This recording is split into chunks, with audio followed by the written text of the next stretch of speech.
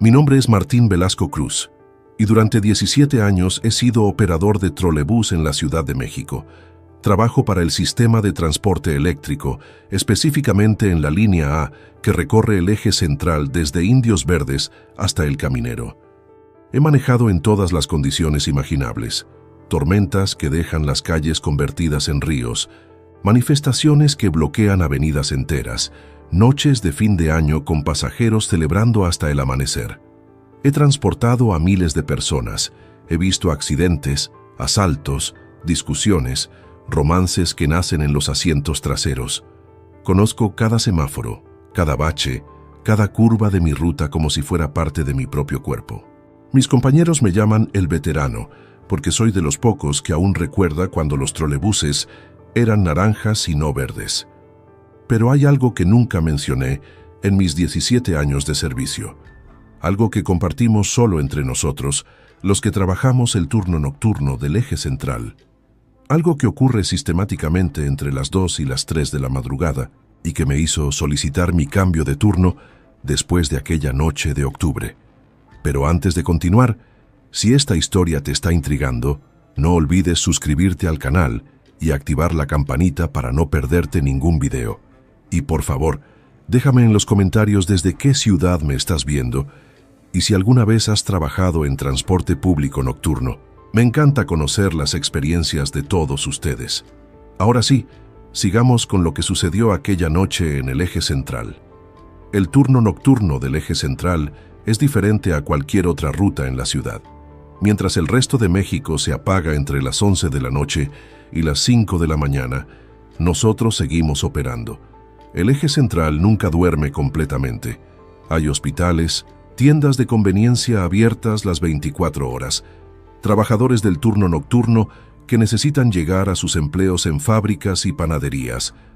La terminal donde comenzamos nuestro turno está en Indios Verdes, una estructura de concreto manchada por décadas de escape de diésel y polvo urbano. El área de descanso para operadores es un cuarto con paredes pintadas de verde institucional, con máquinas expendedoras que hace años dejaron de funcionar, y bancas de metal donde tomamos café antes de salir. El olor permanente es una mezcla de aceite de motor, ozono de los cables eléctricos y ese aroma particular a metal caliente que despiden nuestras unidades. Los trolebuses son máquinas peculiares. A diferencia de los autobuses normales, nosotros dependemos completamente de los cables aéreos que recorren toda la ciudad como una telaraña eléctrica. 2 pértigas en el techo de la unidad mantienen contacto constante con esos cables y si se desconectan, quedamos paralizados hasta volver a conectarlas manualmente. El interior de nuestras cabinas es espartano.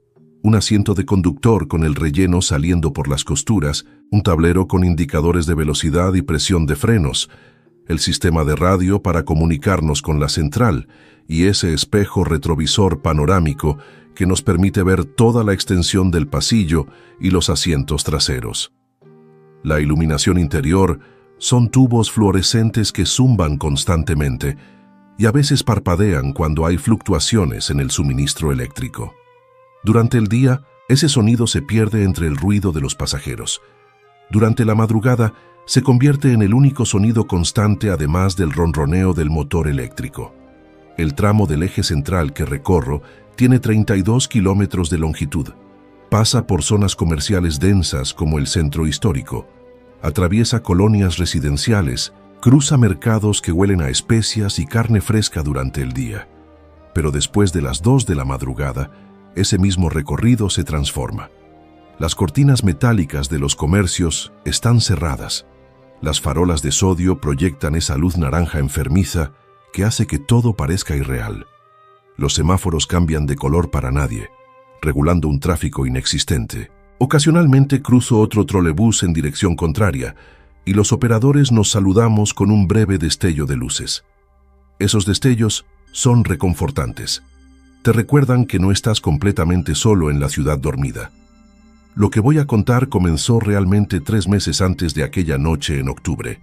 Fue durante un descanso en la terminal, alrededor de las 4 de la madrugada.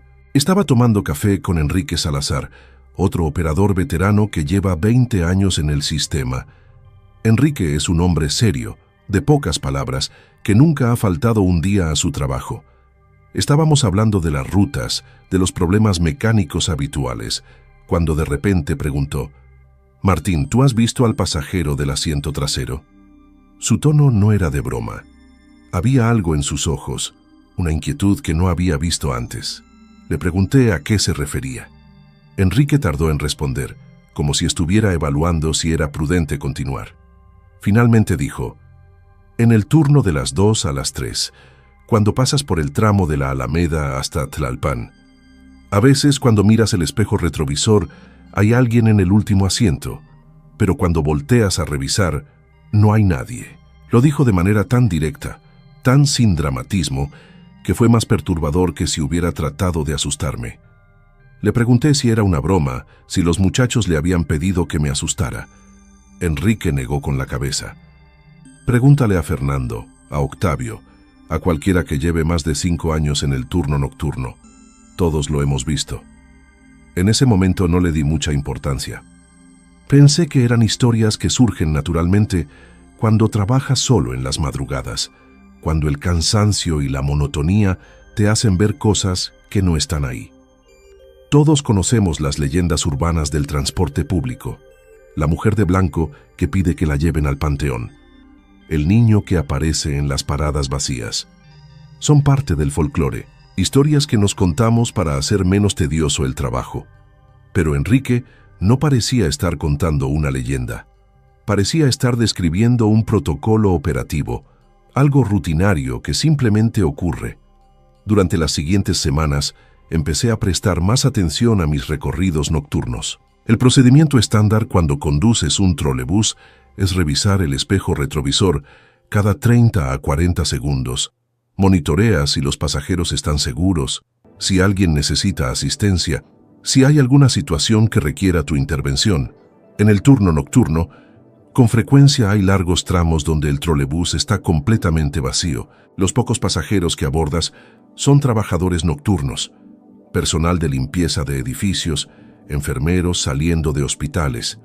Suben, pagan su tarifa, se sientan cerca de la parte delantera donde pueden verte y bajan en sus paradas. Raramente alguien se sienta en la parte trasera del trolebús durante la madrugada. Es un comportamiento humano comprensible. Cuando estás solo o casi solo en un espacio grande, buscas estar cerca de la única otra persona presente. Pero comencé a notar algo. En ciertos recorridos, específicamente los que comenzaban alrededor de las 2 de la madrugada y cubrían el tramo entre la estación Bellas Artes y la estación Hospital General, había momentos en que miraba el espejo retrovisor y veía una figura en el último asiento. Era apenas un segundo, una impresión visual. Cuando enfocaba la vista o giraba ligeramente la cabeza para ver mejor, el asiento estaba vacío. Al principio lo atribuí a reflejos de las luces exteriores, a las sombras que proyectaban los postes de luz al pasar, al cansancio ocular después de horas mirando la carretera oscura. Nuestro cerebro busca patrones y rostros, incluso donde no los hay. Es un mecanismo evolutivo, pero la frecuencia aumentó. No era ocasional, era sistemático, específicamente en ese tramo, específicamente en ese horario, específicamente en el último asiento del lado derecho. Empecé a documentar mentalmente los incidentes. Siempre ocurría cuando el trolebús estaba vacío o tenía un máximo de 2 o 3 pasajeros en la parte delantera. Siempre era una figura sentada, nunca de pie. Siempre desaparecía cuando intentaba confirmar visualmente. Hablé con otros operadores de manera casual. Fernando Campos admitió que sí, que lo había visto, pero que prefería no pensar en ello. Octavio Rivera dijo que simplemente evitaba mirar el espejo retrovisor durante ese tramo específico. Hago mi trabajo, manejo con cuidado, pero no miro atrás, fueron sus palabras exactas. La noche en cuestión fue un martes de octubre. Había llovido durante la tarde y las calles aún estaban mojadas, reflejando las luces de la ciudad como espejos fragmentados. Comencé mi turno a las 11 de la noche. Los primeros recorridos fueron normales. Transporté estudiantes regresando tarde de bibliotecas, trabajadores de restaurantes terminando su jornada, algunas personas que simplemente prefieren la noche. El eje central a medianoche aún tiene vida. Hay movimiento, hay testigos, hay una sensación de ciudad funcionando. Pero después de la 1:30 de la madrugada, todo cambia. El último cine ha cerrado. Los últimos bares están expulsando a sus clientes. La ciudad entera parece contener la respiración. A las 2:15 de la madrugada, salí de la terminal de Indios Verdes para mi cuarto recorrido de la noche. El trolebús estaba completamente vacío. Ni un solo pasajero había abordado. La radio en mi cabina crepitaba ocasionalmente con transmisiones de otros operadores reportando su posición. Pero incluso esas comunicaciones eran escasas. Conecté las pértigas a los cables eléctricos aéreos, verifiqué los sistemas de frenos y luces, y comencé el descenso por el eje central. La avenida estaba prácticamente desierta. Ocasionalmente pasaba un taxi, un camión de reparto haciendo entregas nocturnas, un automóvil solitario. Los semáforos cambiaban rítmicamente, aunque no había tráfico que regular. Llegué a la estación Bellas Artes a las 2:32 de la madrugada. Lo sé con exactitud, porque miré el reloj digital en mi tablero cuando me detuve. 2 personas estaban esperando en la parada. Un hombre con uniforme de vigilante y una mujer joven con audífonos y una mochila grande. Abordaron, pagaron su tarifa con tarjeta de transporte y se sentaron en los primeros asientos, como siempre ocurre. El vigilante se bajó 3 estaciones después, en Juárez. La mujer continuó hasta San Juan de Letrán, donde descendió sin decir palabra. A partir de ese momento, el trolebús estaba completamente vacío. Continué el recorrido. Las calles mojadas reflejaban las luces naranjas de las farolas, creando ese efecto visual de ciudad duplicada, ciudad invertida. El sonido del motor eléctrico era un zumbido constante y reconfortante. Los tubos fluorescentes del interior parpadeaban ocasionalmente.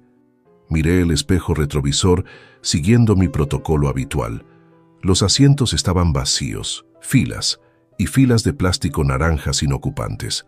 Seguí conduciendo. Pasé la estación Valderas, la estación Salto del Agua. El eje central en ese tramo es una avenida amplia flanqueada por edificios de oficinas que durante la noche parecen monolitos oscuros.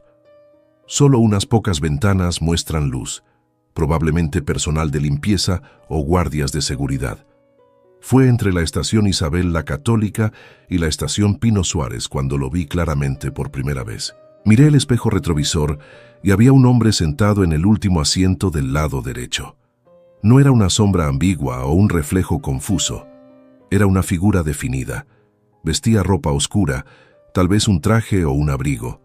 Estaba sentado de manera completamente normal, con las manos sobre las piernas mirando hacia adelante, hacia mí.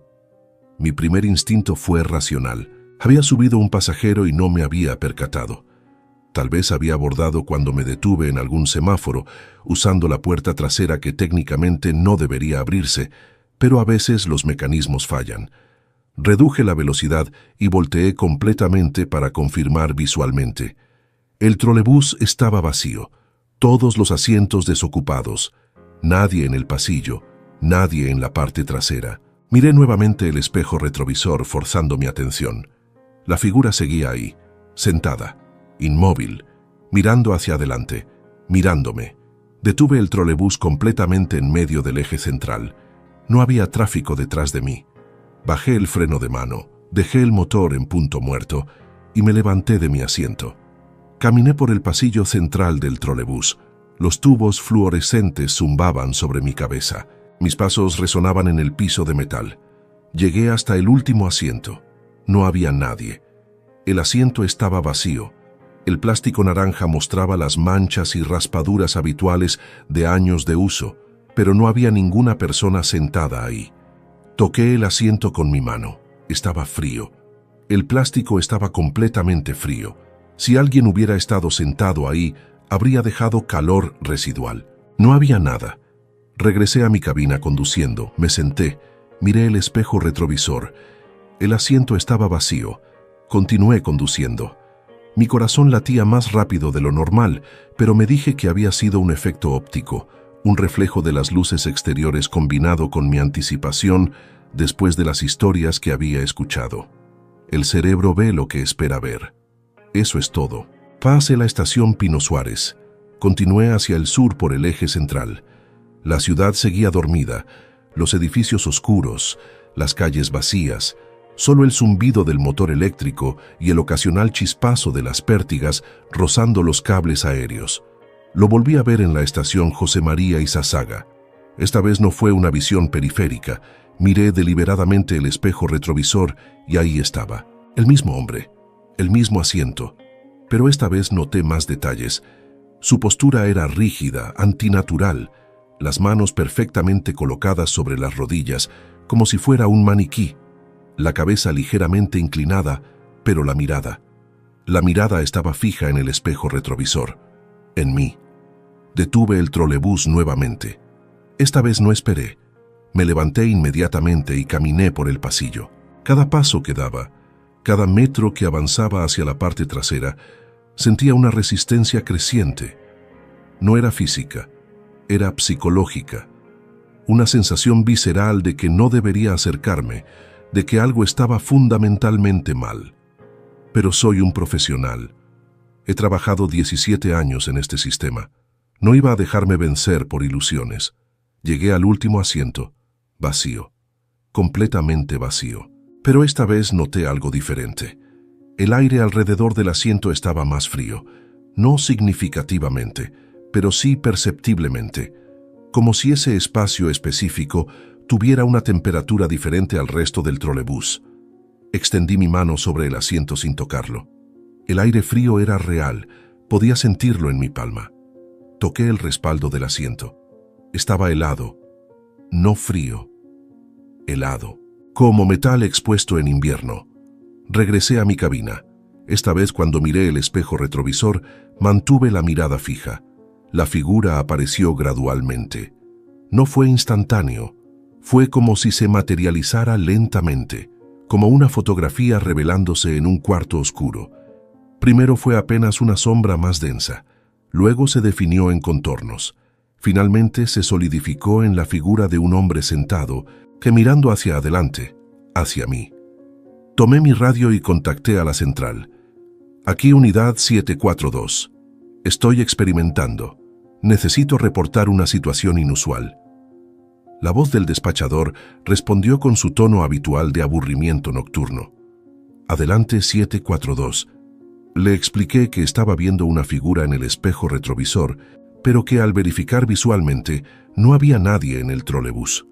Hubo un silencio. Luego el despachador dijo: ¿Primera vez, Velasco? Esa pregunta me dejó helado. ¿Primera vez qué?, pregunté. Nada. Continúa tu ruta. Si la unidad está vacía, continúa tu ruta. Es lo que todos hacemos. Esa respuesta confirmó todo lo que Enrique había insinuado. No era un incidente aislado. No era mi imaginación. Era algo conocido, algo documentado informalmente, algo que todos los operadores nocturnos experimentaban, pero que nunca se discutía oficialmente. ¿Qué es eso?, pregunté a la radio. El despachador respondió: no sé qué es, nadie lo sabe, pero ha estado ahí desde que inauguraron esta línea. Algunos dicen que desde antes, cuando estos eran tranvías. Simplemente conduce. No lo mires, no interactúes, completa tu ruta. Pero no podía no mirarlo. El espejo retrovisor es fundamental para la operación segura del vehículo. Necesito monitorear el pasillo, los pasajeros, cualquier situación de emergencia. No mirar el espejo retrovisor significaría operar negligentemente. Continué conduciendo, y cada vez que miraba el espejo, ahí estaba, sentado, inmóvil, observándome. En la estación Hospital General, 2 enfermeras abordaron el trolebús.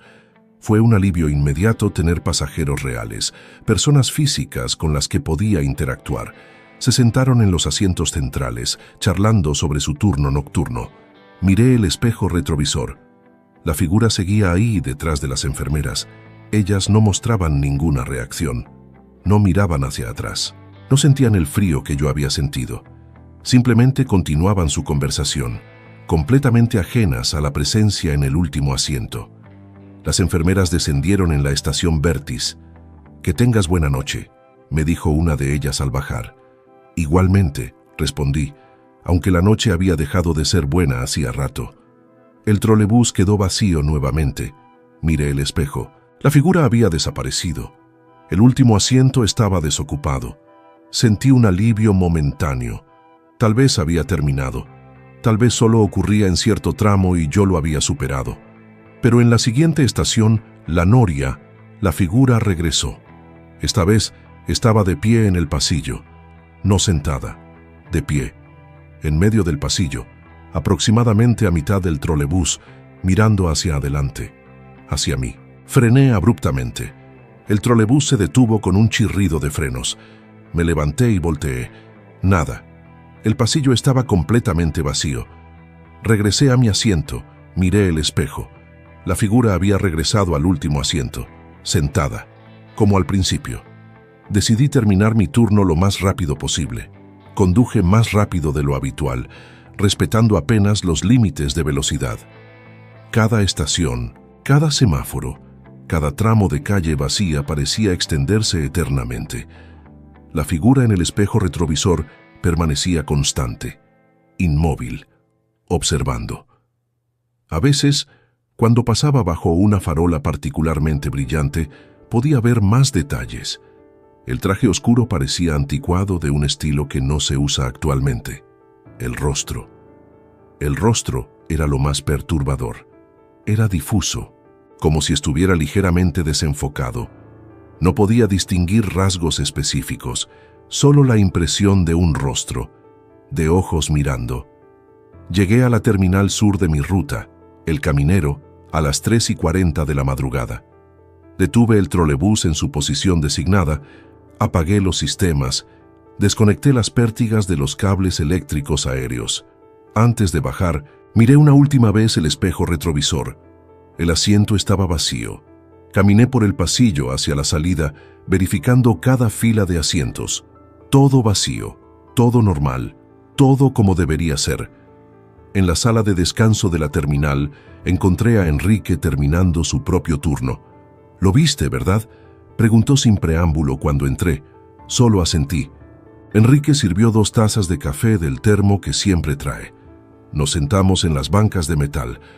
«¿Sabes cuántos operadores han solicitado cambio de turno por esto?», preguntó. «¿Cuántos?». 18 en los últimos 5 años. Yo mismo lo solicité 3 veces. Siempre me lo niegan. Dicen que no hay personal suficiente para el turno nocturno, que los veteranos somos necesarios aquí. Le pregunté si alguien había investigado qué era, si había algún registro oficial. Enrique negó con la cabeza. Es como si existiera un acuerdo tácito de no mencionarlo. No está en ningún reporte, no está en ningún documento. Pero pregúntale a cualquier operador del turno nocturno que lleve más de 1 año. Todos lo han visto. Todos. Me contó que él había investigado por su cuenta. Había ido a la Biblioteca Central. Había buscado en archivos históricos sobre el eje central. Encontró registros de accidentes en esa ruta desde principios del siglo XX, cuando aún eran tranvías. Encontró menciones en periódicos viejos sobre desapariciones inexplicables de pasajeros. Una nota de 1937 mencionaba a un conductor de tranvía que había renunciado después de experiencias perturbadoras durante el turno nocturno, sin especificar cuáles. Otra nota de 1968 hablaba de una investigación interna del sistema de transporte por reportes de presencias anómalas que nunca se concluyó. ¿Alguna vez? Comencé a preguntar, pero no sabía cómo terminar la pregunta. ¿Alguna vez qué? ¿Si interactúa? ¿Si hace algo? Enrique tomó un sorbo de su café. No, solo observa, solo está ahí, siempre en el último asiento durante ese tramo específico, entre las 2 y las 3 de la madrugada. Nunca ha hecho daño a nadie, nunca ha causado un accidente, simplemente está. Esa explicación no me tranquilizó. El hecho de que algo inexplicable ocurra rutinariamente, que sea conocido pero no documentado, que sea experimentado pero no investigado, era casi más perturbador que la experiencia misma. Implicaba que hay aspectos de nuestra realidad que simplemente aceptamos sin cuestionar, porque cuestionar sería admitir que no entendemos el mundo tanto como pretendemos. Continué trabajando el turno nocturno durante 2 semanas más. Cada noche, durante el tramo específico, la figura aparecía en el espejo retrovisor, siempre el mismo asiento, siempre la misma postura, siempre observando. Intenté diferentes estrategias. Una noche llevé un termómetro infrarrojo que había comprado en una ferretería. Cuando la figura aparecía en el espejo, me levantaba rápidamente y apuntaba el termómetro hacia el último asiento. La temperatura era consistentemente 8 a 10 grados más baja que el resto del trolebús. Tomé fotografías con mi teléfono celular. En las fotos, el asiento aparecía vacío, pero había una perturbación luminosa, como estática o interferencia, exactamente donde la figura debería estar. Le mostré las fotos a Fernando y Octavio. Ambos las estudiaron en silencio. «Todos hemos intentado documentarlo», dijo finalmente Fernando. «Fotos, videos, grabaciones de audio, nunca se captura directamente. Solo esas interferencias, esas anomalías, como si existiera en un espectro que nuestros instrumentos no pueden registrar completamente, pero que nuestros ojos sí perciben». Fue Octavio quien me contó sobre Daniel Ramírez. Daniel había sido operador nocturno durante 15 años. Hace 3 años, después de meses viendo la figura, decidió que necesitaba confrontarla directamente. Una noche, cuando la figura apareció en el espejo, Daniel detuvo el trolebús, caminó hacia el último asiento y se sentó junto a donde supuestamente estaba la presencia. Se sentó ahí durante 5 minutos completos. Cuando regresó a su cabina, estaba pálido y temblando. Terminó su turno en silencio, solicitó licencia médica al día siguiente y nunca regresó. Renunció por correo electrónico 2 semanas después. Octavio intentó contactarlo, pero Daniel había cambiado su número telefónico. Esa historia debería haberme advertido, pero tuvo el efecto contrario. Necesitaba entender, necesitaba saber qué era esa presencia, por qué estaba ahí, qué quería. La noche del 23 de octubre tomé mi decisión. Sería mi último turno en la ruta nocturna. Ya había solicitado transferencia a cualquier otra línea, cualquier otro horario. No me importaba perder la prima nocturna. No me importaba empezar de nuevo en rutas menos conocidas. Solo quería respuestas antes de irme. A las 2:40 de la madrugada, durante mi recorrido por el tramo habitual, la figura apareció. Como siempre. Último asiento. Postura rígida, mirada fija. Detuve el trolebús en medio del eje central. No había tráfico. La ciudad dormida. Solo el zumbido de los cables eléctricos sobre mi cabeza y el parpadeo ocasional de los tubos fluorescentes. Me levanté, pero esta vez no caminé hacia atrás verificando el asiento. Esta vez me senté en el asiento justo frente al último asiento. Me senté de espaldas a donde supuestamente estaba la figura. El frío era inmediato, intenso, como si me hubiera sumergido en agua helada. No era solo temperatura, era una sensación de vacío, de ausencia. El aire mismo parecía más denso, más pesado. Podía escuchar mi propia respiración, mi propio corazón latiendo. Y entonces escuché otra cosa. Respiración. No era mi respiración, era otra respiración, lenta, regular, justo detrás de mí. Quise voltear. Cada instinto me gritaba que volteara, que confirmara visualmente lo que estaba escuchando, pero no podía moverme. No era parálisis física, era como si una parte de mi cerebro, la parte racional que me mantiene seguro, me estuviera impidiendo voltear. Como cuando estás al borde de un precipicio y algo instintivo te detiene de dar ese paso final. Cerré los ojos, respiré profundamente y hablé. «¿Qué eres?», pregunté en voz alta. «¿Qué quieres?». Silencio, solo la respiración constante detrás de mí. «He trabajado esta ruta durante años», continué. «Necesito saber, ¿por qué estás aquí?». La temperatura bajó aún más. Mi aliento se volvió visible, formando nubes de condensación en el aire. En un trolebús que normalmente mantiene temperatura ambiente incluso con las puertas abiertas. Y entonces escuché una voz. No era fuerte, era apenas un susurro, pero estaba justo detrás de mi oído, tan cerca que podía sentir el aire moverse, esperando. Una sola palabra, susurrada. Y en ese momento, todo el trolebús se sacudió. No fue un temblor, no fue el motor. Fue como si el vehículo completo hubiera sido golpeado por una fuerza invisible. Las luces parpadearon violentamente. Algunos tubos fluorescentes explotaron, lloviendo vidrio fino. Las pértigas en el techo chisporrotearon ruidosamente, y entonces, silencio absoluto. El motor se apagó. Las luces se apagaron. Todo el sistema eléctrico del trolebús falló simultáneamente. Me levanté inmediatamente. La oscuridad era total. Solo la luz naranja de las farolas exteriores penetraba débilmente por las ventanas. Saqué mi teléfono celular y activé la linterna. Iluminé hacia el último asiento. Vacío. Completamente vacío. Pero en el respaldo del asiento, en el plástico naranja, había algo que no había visto antes.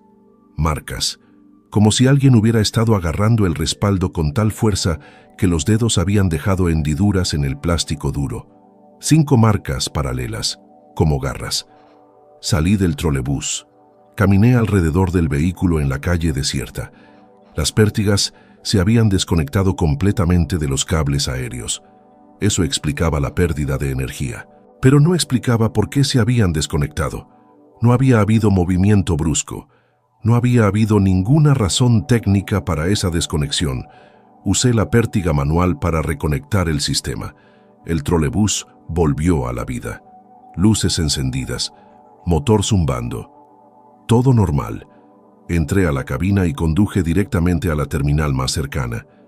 No completé mi ruta. Por primera vez en 17 años, abandoné mi recorrido. Llamé a la central y reporté falla mecánica severa. Me dijeron que dejara la unidad y regresara a la base. Al día siguiente, el supervisor me citó en su oficina. Esperaba una reprimenda por abandonar la ruta. En lugar de eso, el supervisor me miró con una expresión que no pude identificar completamente. ¿Compasión? ¿Comprensión? Velasco, tu solicitud de transferencia ha sido aprobada. Efectiva inmediatamente. Te asignaremos a la línea E, turno diurno. No hizo preguntas sobre la noche anterior. No pidió explicaciones sobre mi solicitud. Simplemente firmó los papeles y me entregó mi nueva credencial. Antes de salir de su oficina, pregunté, ¿usted sabe lo que hay en esa ruta? El supervisor apartó la mirada. He sido supervisor de este sistema durante 23 años, Velasco. He visto muchas cosas. He aprobado muchas transferencias. Hay aspectos de esta ciudad, de este trabajo, que no tienen explicación. Y a veces, la mejor decisión profesional es simplemente aceptarlo y seguir adelante. Han pasado 8 meses desde aquella noche. Ahora trabajo en la línea E, turno de 6 de la mañana a 2 de la tarde. Transporto oficinistas, estudiantes, turistas. Mi trolebús está lleno de luz solar, conversaciones, vida normal. Ya no trabajo las madrugadas. Ya no conduzco por el eje central después de las 2 de la madrugada. Pero a veces, cuando paso por una parada de trolebús y veo las unidades de la línea A, me pregunto quién está conduciendo el turno nocturno ahora.